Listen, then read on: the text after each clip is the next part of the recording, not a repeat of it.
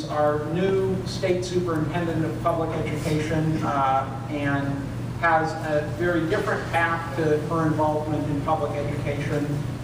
Herself having been a little bit frustrated with the conditions that her own children were facing in public education, the options, she worked together with a number of other citizens to create what first became a very successful charter middle school in Oklahoma City that was actually done first not even as a charter, but once the charter law was enacted by the legislature, was able to convert to charter, and it now is partnered with a very successful charter high school in Oklahoma City that is reaching some of the most disadvantaged kids and has a phenomenal track record of producing kids that then go to college.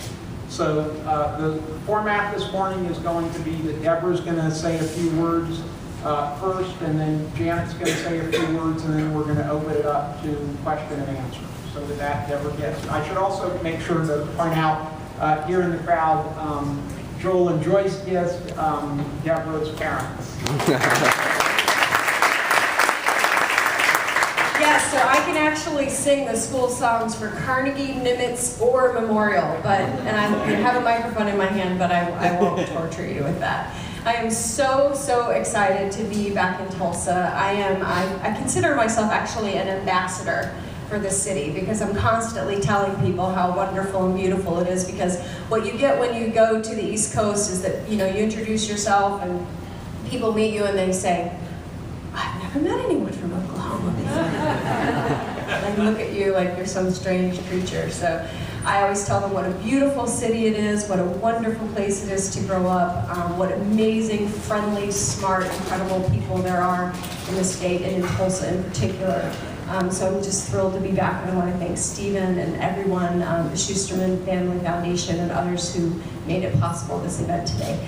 So I have a few things I'll just share, and I'll try to be brief because I'd like to keep, I think, the biggest part of this in a discussion, because I think that's actually where what becomes really helpful is when people share their own thoughts and ask questions and challenge each other and so forth.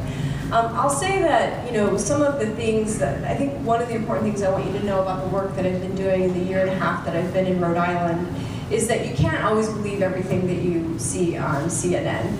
So I won't bore you with the details of what's happening in our state, but if you look at just the recent news about Providence, for example, they had to lay off all the teachers in the district, but it's only because of a crazy law that we have in the state that requires that you notify every teacher by March the 1st. If you don't notify them by March the 1st, you're required to pay their salary for the entire next year, even if they're not teaching. And so we have a city that's in a budget crisis, like many across the country. We have a brand new mayor who's been in place for only about less than 2 months, who's facing an $80 million deficit in a city with 24,000 students in the school system. So he knows that he's going to have to close a bunch of schools, doesn't know which schools those will be, what grade levels or anything, and out of an abundance of caution, he decided that he would notify everyone just to make sure that they could make those decisions based on what they needed to do to keep their schools going. So, that doesn't come across when you see the story, and so I just say that just to always keep all of that. Always wonder what's really going on when you hear something like that. But I think that's a perfect example, actually, of what's referred to in the movie. They talk about the system, and they talk about the system being this blob. And I always talk about it, it's when we talk about our bureaucracies and we talk about the reasons that we can't do a better job of providing a great education, we often refer to the system as if the system is this blob, this living creature that we can't control. What I always tell the people in our state is that, yes, it's a big challenge, but the best news of all and most exciting news is that we created that system, which means we are the ones who can fix it. So just with that example right there, the situation in Providence right now, how ridiculous that you would have to terminate almost 2,000 teachers and put them through the stress of what all this is creating when their jobs are already hard enough Their jobs are already so stressful, and we're going to contribute to that by this. Well, why is that happening? It's because of a law. Well, who makes law?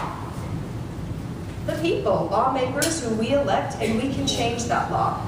And so what we can't do is wait until there's a crisis like this to fix some of these things that are in place that we've become victims to laws and regulations, and oftentimes just past practices. So I can't tell you how often I'm challenging people, and I'll use I call it it's like the 3-year-old version of management, because it's when you say, well, why? Why? Yeah. But why? And every time you get an answer, you just say, but why, but why, but why? You finally get to the end and people say, I don't know, that's just because we've always done it that way. And so I think that what we have to do is just ask those questions, constantly challenge, and do the kind of hard changes that feel difficult just because they're not how we're typically used to acting. But they're actually, at the end of the day, they're not as difficult as we make them out to be. So I'm going to actually stop there and let Dr. Barisi talk, and then I mostly would like to hear from you guys. Well, good morning. No, afternoon now. It's a pleasure to be here. And as you all know, the movie we just saw is inspiring, is stimulating, and has all of us asking the question of how does this apply to us? How does this apply to the children of Tulsa, the children of the state of Oklahoma? And for me, the message isn't that charter schools are superior. For me, the message is that we all can be a Superman. And like Commissioner Gist, I will tell you that I have spent the last 17 years now asking the question why, and also asking the question why not. And when I get a bad answer to the question why, I then turn around and say why not? And let's work together to get solutions, and that really is the stimulus behind what I'm doing. As we go forward in Oklahoma, we have been very strongly involved in beginning our reform efforts, and trying to organize them in a way that will allow us to communicate to citizens. And I think a lot of you have seen what's going through the legislature and the papers, such things as ending social promotion beyond the 3rd grade. We're focusing on reading and a new reading initiative to support that effort.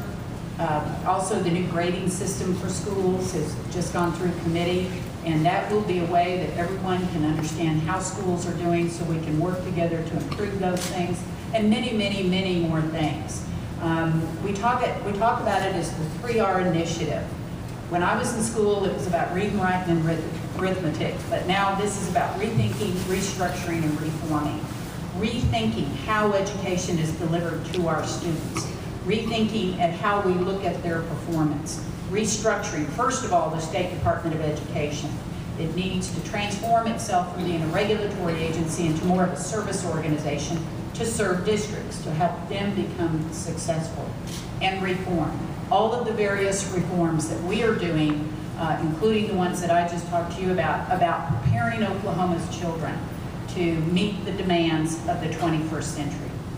This are new types of job demands. Innovation and creativity will drive the economy of the future. And we've got to prepare Oklahoma's kids to do that.